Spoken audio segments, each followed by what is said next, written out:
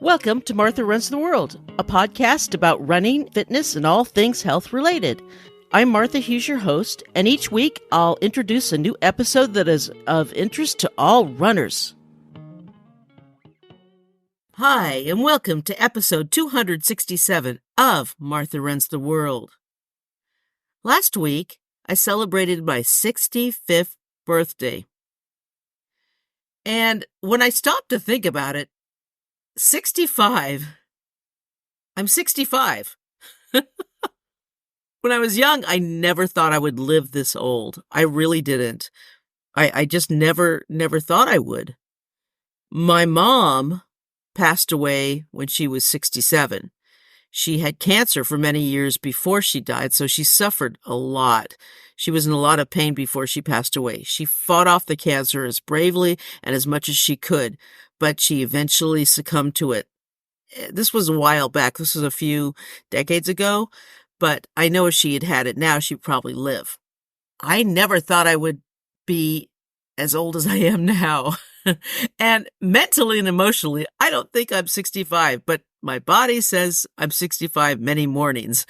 I wake up and say, okay, I know I'm this old. I continue on every day and push forward. Turning 65 is a big, huge, it's a momentous time for anyone turning that age. In the past, when you turned 65, that meant that you stopped working, you went to retire in the pasture, and a few years later you would die. That's really what it meant for our parents, maybe not my parents, but our grandparents and past generations. When you retired, you weren't meant to live for many, many years after that. You died pretty soon after you retired. So it wasn't like this second lifetime thing. But now you don't have to retire at 65. I'm not retiring. I don't have the money to retire. If I did, I would. Let me tell you, I'm going to keep working for a few years. It's not a sentence to stop working and go off in the pasture and die. That's not really what it means anymore.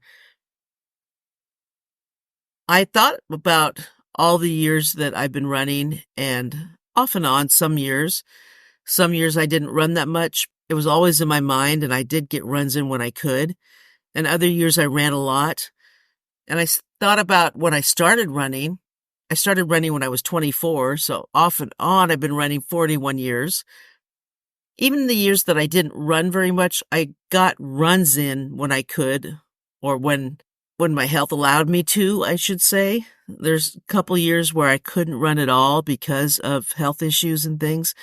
But, life gets in the way sometimes. Sometimes you just can't do it, or for some reason or another, your family, your health, your job, whatever. Things happen in our lives. It isn't just a straight line as we live. We want it to be, we plan for it to be, but life is not a straight line, obviously. When we're young, okay, I never made plans for my future life because I didn't think I had a future life when I was young. I really didn't. I know that sounds very morbid, but I really didn't think that I had one. I didn't know how to plan. When I was young, my future was planned out for me by my mother. She planned my life out for me, so I didn't really have any dreams or anything like that because my mother planned it for me. And of course, wasn't what I wanted to do. So when I rebelled and then I didn't have anything to fulfill my life because she had always planned it for me. And it was like this big empty. So, but that's in the past. It took me a while to figure out what I wanted to do with my life. So if you're a late starter like I am, that's fine. Start late. Figure out what you want to do. And even if you can't do it for a career, do it as a hobby. Do it as something you love. Follow your passions. Like I said, even if you can't make money off it, do it as a hobby because it will keep you happy and sane. All right, that's enough rambling there, but I wanted to share some lessons I learned from running for many years.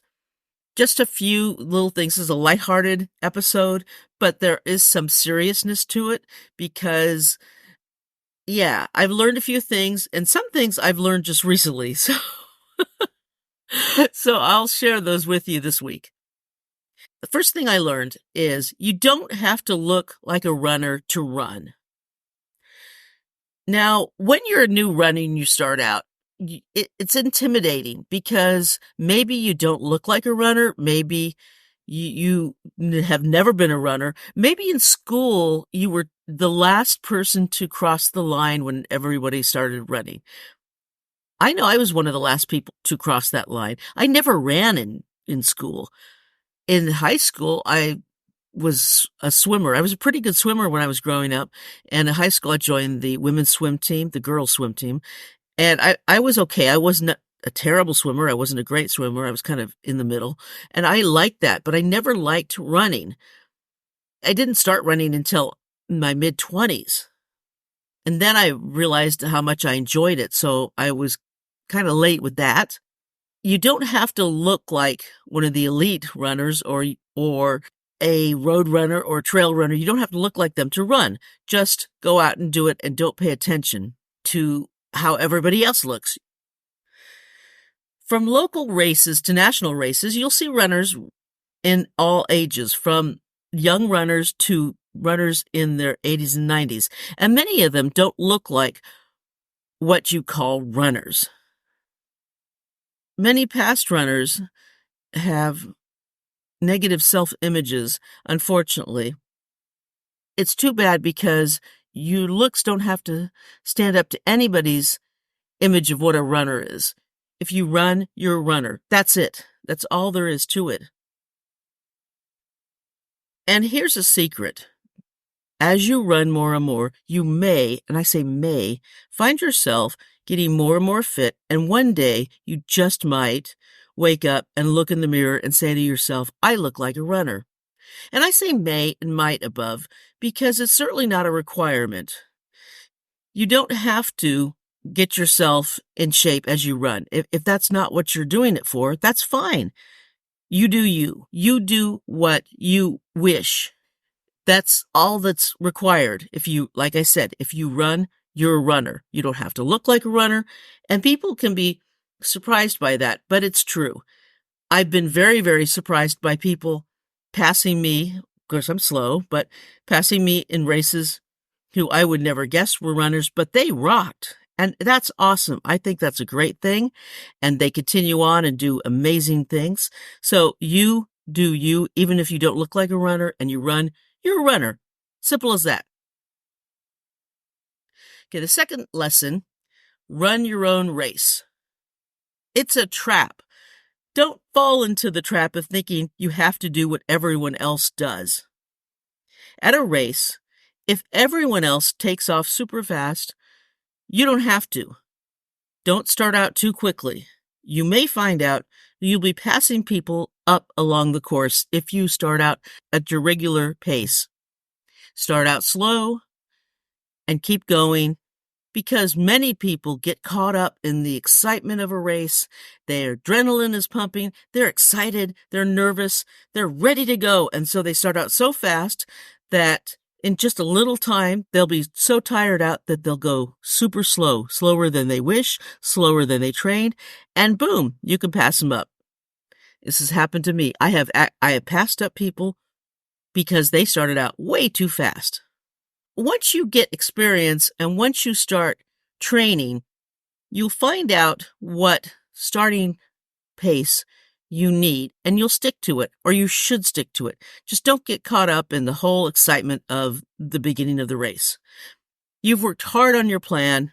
Don't throw it away on an emotional moment because you think you should do what everyone else does. Don't let your ego or fear guide you. Trust yourself and the work you've already done.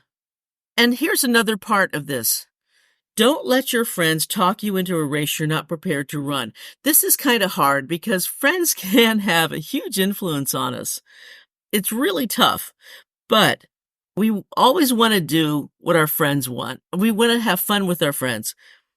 Doing a distance that we're not prepared to do could do more harm than good. We could be injured from it.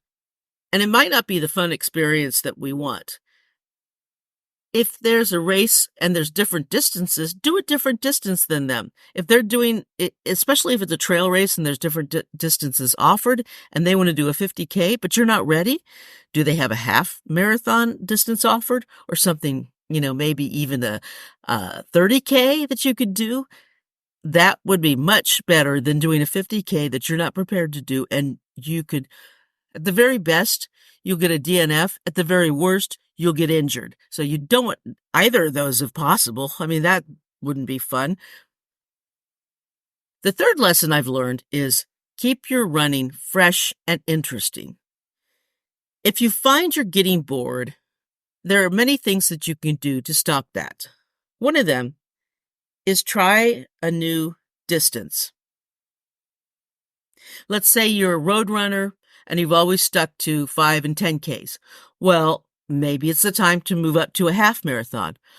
Or maybe it's the time to try your first marathon. And maybe if you've done a marathon or two, now is the time to maybe try a different type of race. Try trail racing. One of the best things to do is to keep things fresh is to try a different type of race. If you've only done trail races, maybe it's the time to try your first road race. You'll be amazed at how different and exciting everything can be when you try something brand new. You get the picture. Try something new. If you only run alone, try running with your friends. If you only run with friends, try running alone. Try running without music. I know it's weird. Gasp. Heaven forbid you have to listen to your breathing or your footfalls.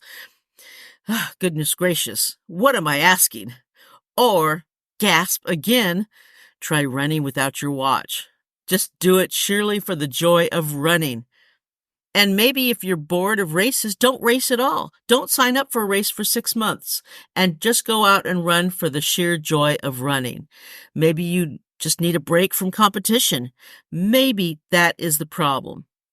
And if all you ever do is run, then do some strength training or weightlifting. Try weightlifting. I found when I switched up and did some weightlifting in between, I found that running was even more fun because I was stronger. This was back before all my surgeries. I loved it, and I can't wait to get back into it. I really can't. As soon as my shoulder is all nice and healed, I'm going to get back into it. I really am, because I loved lifting, and I loved lifting heavy. I really did. Or, if that doesn't appeal to you, you could try a totally new sport like swimming or cycling, doing something completely different. You want to do something completely different? Train for a triathlon. That's not something I want to do, but if that appeals to you, that's amazing. Go for it. It's all up to you. If all else fails, if there's nothing wrong with taking time off running, if you're completely exhausted, uninspired, or bored with running, and you just don't feel like doing it anymore, then maybe a break is needed. Take a month off and see how that feels, and then go back into it, and go slowly. Don't sign up for a race for a while, and go into it slowly and see how you feel and evaluate and see if this is what you want to do. If you don't want to run anymore, then take some time off. Maybe you'll get back into it in a few months. It's all how you feel and what you want to do.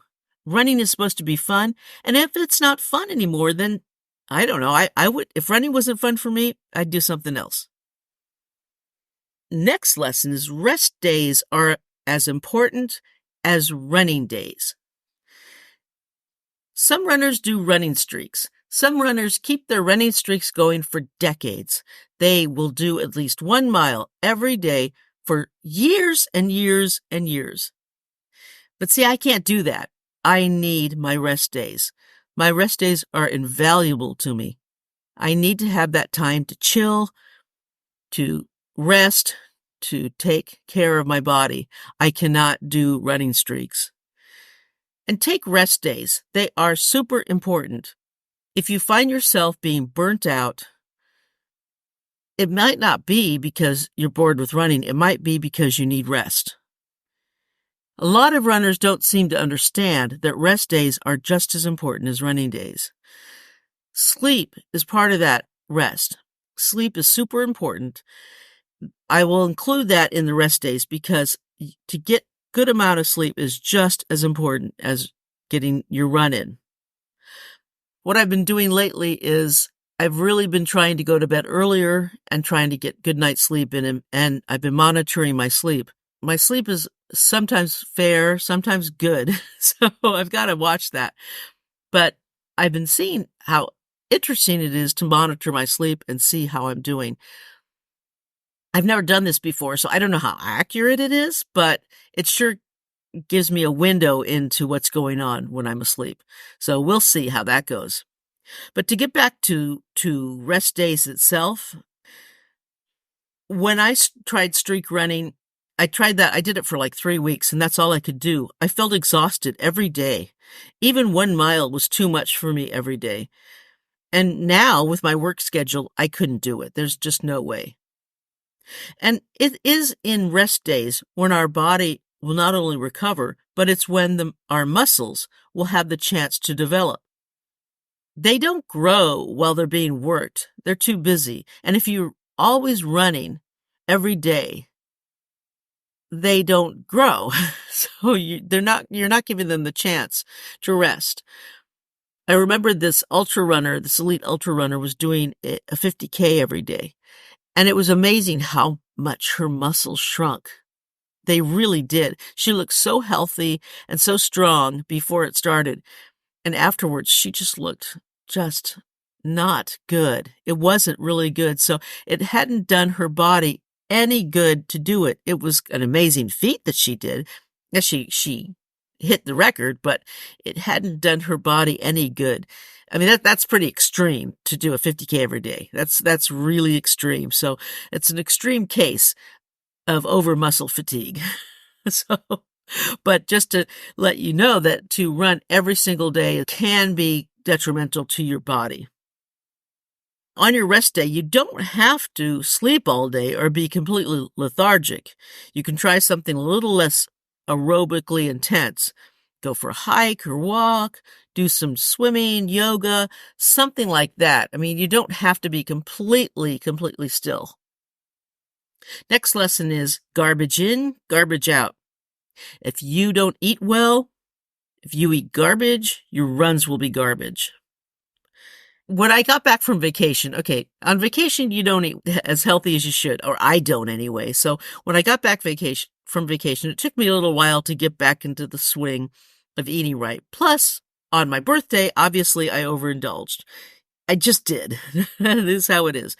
But back into eating healthy, and I always feel better when I eat healthy. And it helps our lives, not just our running, but it helps our lives to eat right. Sometimes when we start running, especially when we start running longer distances, it's really hard to stop ourselves from eating everything in the kitchen. At least it is to me, for me. And it might help you to keep track of what you're eating daily, to make sure that you're eating enough or make sure that you're not eating too much. As we get older, okay, if you're young, it probably doesn't apply to you, but as we get older, even no matter how much you run, if you eat too much, you're going to gain weight. That is part of the not fair portion of getting older. I could just look at a fattening or salty food or high-calorie food and gain 5 pounds. That's just how it is. So enjoy it while you can if you're young, because it doesn't get any easier, I'll tell you that. All right, and another thing you can do with that is as you run, you may want to think of healthier snacks to take with you on your runs. Goo and chews are great, but there are healthier options, homemade options, and I have made few different episodes on making your own running food. So I'll put those episodes up in the website at martharunstheworld.com. Be prepared for every run, even the short ones. I don't care if you're running around the block or you're running 20 miles. Take the necessities with you. I've done several episodes on what you should take with you on trail runs or long runs and the safety precautions you should take while out running. So I'll only go over things briefly here, and I'll put episode numbers up on the website so you can see which ones I talked about, safety precautions. Now, if you're only going to go for a quick run around the block, like 3 or 5 miles, then you probably don't need a whole lot. A place to put your keys and your ID. Always, always, always take your ID with you. ID bracelets are great too if you want. But you need something to identify yourself in case something happens. That's super important. So always take that. If you don't want to take anything else, that's fine too, but always take that. When you're running at night, I swear San Francisco runners hate being seen. They don't want cars to see them. They want to get hit by cars. I know they don't, but I'm being facetious here, but they wear black, no headlamps, never. And they run with traffic. I swear to God, these runners don't know what they're doing. I'm making a sweeping generalization here, but whenever I see runners at night, they're always wearing black, never wearing headlamps, and running with traffic. Oi, oi, oi. When you're running at night, you want to be seen. You really want to be seen. Maybe they think if they look invisible, that they can hurt them. I don't know what the philosophy is there. I can't go with it, though. You want to be seen, so you want to wear something bright. You want to have a headlamp with you because there's lots of city streets don't have the correct street lamps, and they're very dark, so you want headlamps. You want to be seen. You want to wear bright colors. You want to wear, maybe you want to wear like one of those safety vests that have the lights on the back of them so that drivers can see you. You want to be seen. This is really important stuff here. Running trails, you don't need much if you're going a short distance. Maybe bring some water with you, but I would still bring a few things. I would bring water. I would always have your little first aid kit with you.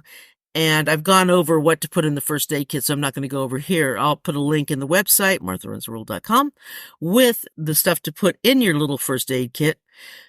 I would take that with you. I would take maybe a little jacket or something, a little windbreaker with you, and maybe some food. I don't know. It's just a short trail run. You don't really need much, like I said. A longer one, you need a lot more things, and I've gone over that before, so I would go over a past episode, and we'll talk about longer trail runs in the future too. I'm going to do that as I get back into trail running. We'll talk more about that in the future. I haven't done that yet, but yeah, that's a future episode, definitely. It's just be prepared. Be prepared for your runs. Like I said, it doesn't take a whole lot. It just means not going out there blindly and not thinking, because every run you should think about it before you go out. I know it's early in the morning. You probably don't have your brain in gear yet, but yeah, it doesn't hurt to take a few seconds to think about what you're doing before you actually do it. And my last lesson that I learned from running is take your time and enjoy the scenery. While you're out there, stop and take that picture. Look at the views. Listen to the birds and the wind in the trees. It doesn't hurt to stop and enjoy things. You're out there because you like it, right? You're out there because you enjoy it. You're not on a treadmill for this, obviously, because if you're on a treadmill, you're not enjoying any scenery. But you're out there enjoying things. So stop and enjoy it. Stop and appreciate what you're doing. Appreciation of the world around us is part of the beauty and joy of running. And that is all my lessons. I'm sure I've learned a few more, but those are the most important lessons that I've learned from running. My final word. You might notice that I haven't had a guest on the show for a while. That's been intentional. I will have guests on in the future, but they have to be guests that have to do with running exclusively. For a while there, I started getting near spam level requests to be guests on the show that have nothing to do with running.